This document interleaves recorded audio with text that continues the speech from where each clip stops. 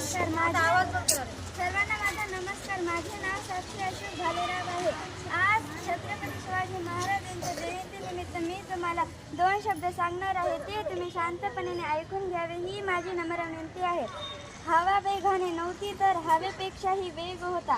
अन्यायाविरुद्ध लढण्याचा इरादा त्याचा नेक होता. असा जिजाऊचा शोभा होता. लाखात नाही तर जगात एक होता.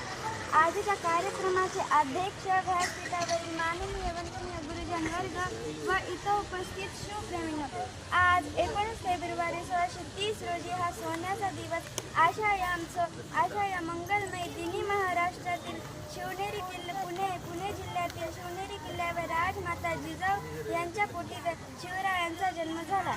त्यांच्या वडिलांचे नाव शहाजीराजे तर आईचे नाव जिजाऊबाई होते.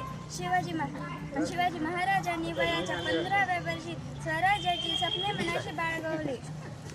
रायक्षराच्या मंदिरात जीवाला जीव